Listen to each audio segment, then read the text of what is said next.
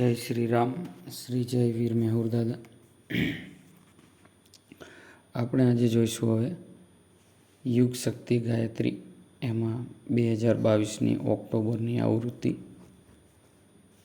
એમાં છે પ્રસન્નતાનું રહસ્ય. મળે એવી વસ્તુની પાછળ જે દોડતો રહે છે, જોકે બધી જ વસ્તુઓ આપણને પ્રસન્નતા આપતી નથી. કેટલીક વાર તો એના કારણે દુઃખ પણ થતું હોય છે. તે આપણને નુકસાન પણ પહોંચાડી શકે છે. જો કે માણસે હંમેશા ખુશ રહેવાનો પ્રયત્ન કરતા રહેવું જોઈએ. પ્રસન્નતા માણસને ગમે છે. જો કે આપણે હંમેશા ખુશ રહીએ, આપણા જીવનમાં કોઈ દુઃખ જ ન આવે, એ શક્ય નથી. ક્યારેક સુખ મળે છે તો ક્યારેક દુઃખ પણ ભોગવવું પડે છે. ભગવાન પણ આમાંથી બાકાત નથી. ભગવાન રામનો રાજ્યાભિષેક થવાનો હતો ત્યારે તેઓ પ્રસન્ન હશે, પરંતુ માતા કૈકેયીના કારણે થોડીક વારમાં જ વાતાવરણ બદલાઈ ગયું.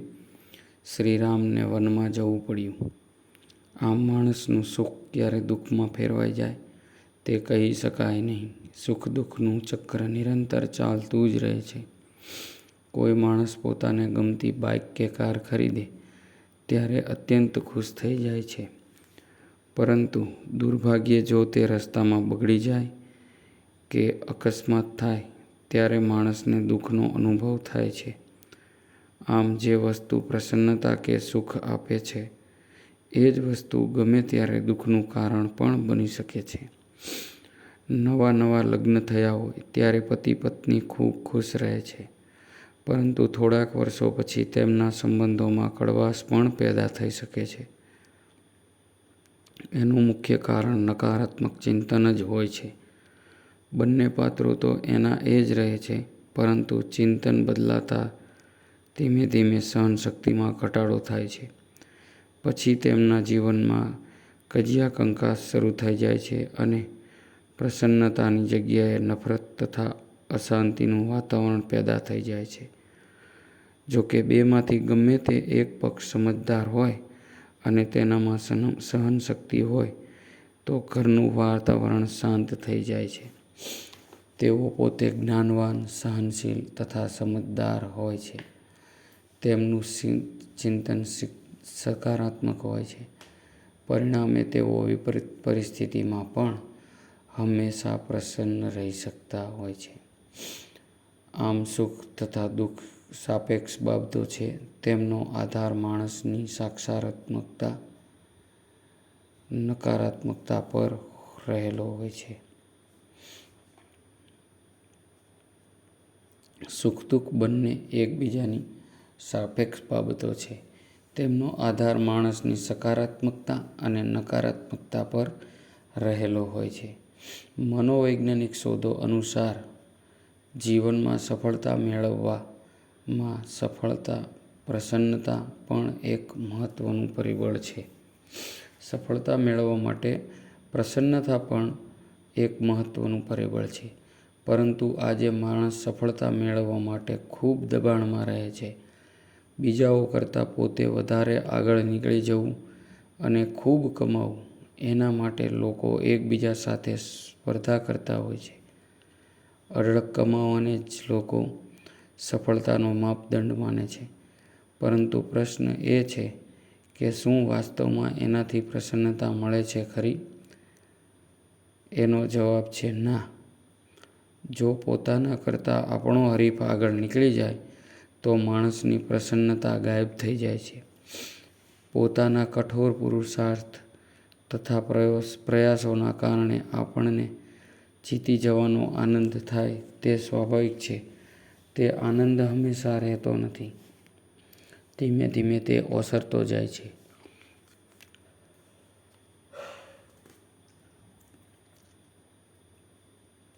વાસ્તવમાં તે પ્રસન્નતાનો સંબંધ કોઈ વ્યક્તિ, વસ્તુ કે પરિસ્થિતિ સાથે હોતો નથી, પરંતુ માણસના ચિંતન સાથે હોય છે. કોઈ ગરીબ માણસ ભૂખ્યો રહે તો તે દુઃખ અનુભવે છે. જ્યારે કોઈ તપસ્વી ઉપવાસ કરીને ભૂખ્યો રહે તો તેને દુઃખનો અનુભવ થતો નથી. આમ સુખ કે દુઃખનું સૌથી મહત્વનું પરિબળ માણસનું સકારાત્મક કે નકારાત્મક ચિંતન હોય છે. જ્ઞાની તથા સમજદાર લોકો હંમેશા પ્રસન્ન રહે છે, જ્યારે અજ્ઞાની મનુષ્યો નાની નાની વાતમાં દુઃખી થઈ જતા જોવા મળે છે. તેમની એક ઈચ્છા પૂરી થઈ જાય તો તેનાથી મોટી ઈચ્છા જાગે છે, અને જો તે પૂરી ન થાય તો માણસ દુઃખ અનુભવે છે. જીવનમાં બધું હંમેશા આપણી ઈચ્છા મુજબ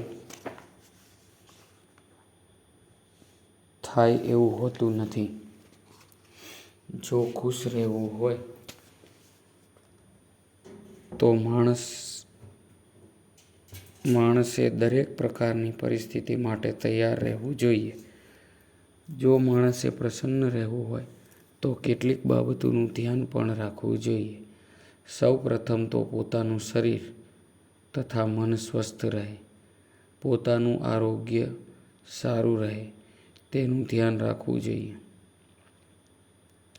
બીમાર માણસ પાસે ગમે તેટલું ધન હોય અને સુખ સગવડના તમામ સાધનો હોય, છતાં પણ તે ખુશ રહી શકતો નથી.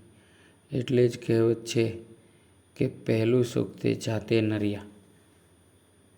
આમ જે માણસ હંમેશા પ્રસન્ન રહેવા ઈચ્છતો હોય તેણે પોતાનું સ્વાસ્થ્ય સારું રાખવું જોઈએ. તેણે પોતાની મહત્વાકાંક્ષાઓ ઘટાડવી જોઈએ. માન તથા મોહથી દૂર રહેવું જોઈએ. મનુષ્યના દોષ દુર્ગુણો જ વાસ્તવમાં તેના દુઃખનું કારણ હોય છે. વિપરીત પરિસ્થિતિમાં હંમેશા રહેતી હોય છે. વિપરીત પરિસ્થિતિ હંમેશા રહેતી નથી. પોતાના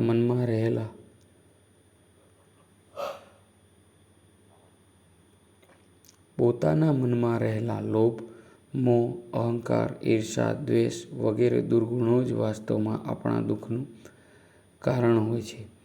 જેથી જેણે હંમેશા પ્રસન્ન અને ખુશ રહેવું હોય તેણે પોતાની અંદર રહેલી બુરાઈઓને દૂર કરવી જોઈએ. આપણા દુર્ગુણો જ વાસ્તવમાં આપણા દુઃખનું કારણ હોય છે. તેથી તેમને આપણા સ્વભાવમાંથી દૂર કરવા જોઈએ. બીજું કે થોડાક સેવા કાર્ય પણ કરતા રહો. પોતાના ધન, શ્રમ, પ્રતિભા તથા સાધનોનો એક અંશ ગરીબ, પીડિત, પતિત તથા દુઃખી લોકોને ઊંચે ઉઠાવવા તથા સુખી બનાવવા માટે વાપરતા રહો. એનાથી સાચો દિવ્ય આનંદ મળશે અને પરમાત્માનું આ વિશ્વરૂપી ઉદ્યાન ખૂબ સુંદર બની જશે. મતલબ કે વસુધૈવ કુટુંબકમ થઈ જશે. ટોલ્સ્ટોય. હવે આ એક ઉદાહરણ છે. ટોલ્સ્ટોય માત્ર એક પ્રખ્યાત સાહિત્યકાર જ નહીં, પરંતુ એક ઉચ્ચ કોટીના સંત પણ હતા. એકવાર તેઓ એક દુષ્કાળગ્રસ્ત વિસ્તારમાં થઈને જઈ રહ્યા હતા. ભૂખ્યા, પીડિત તથા લાચાર લોકોને જોઈને તેમના હૃદયમાં કરુણા જાગી. આથી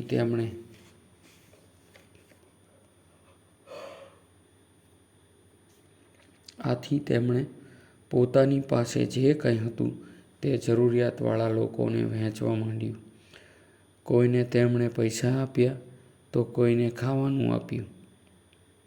છેવટે તેમણે એક માણસને પોતાનો કોટ તથા સ્વેટર પણ ઉતારીને આપી દીધા. આ એક સાહિત્યકાર છે, કોઈ સાધુ સંત નથી. બધું જ આપી દીધા પછી તેઓ આગળ ચાલવા લાગ્યા. ત્યારે એક વિકલાંગ માણસ તેમની પાસે આવ્યો. તેને જોઈને ટોલ્સ્ટોયની આંખમાં આંસુ આવી ગયા. તેમણે કહ્યું, "હે ભાઈ, મને માફ કરજે. તને આપવા માટે હવે મારી પાસે કશું જ નથી." આવું સાંભળીને તે વિકલાંગ માણસ તેમને ભેટી પડ્યો અને કહ્યું કે આપ એવું ના બોલશો. આજે આપે મને જે પ્રેમ આપ્યો તે મોટા ભાગના લોકો આપી શકતા નથી. ટોલ્સ્ટોય પોતાની આત્મકથામાં લખ્યું છે કે તે દિવસે મને જે સંતોષ થયો એવો કદાપી ન થયો હતો. પીડિત લોકોને સહારો આપવો એ જ સૌથી મોટું પુણ્ય અને શ્રેષ્ઠ કર્મ છે અને આથી જ તમે પોતે પ્રસન્નતાનો અનુભવ કરી શકશો.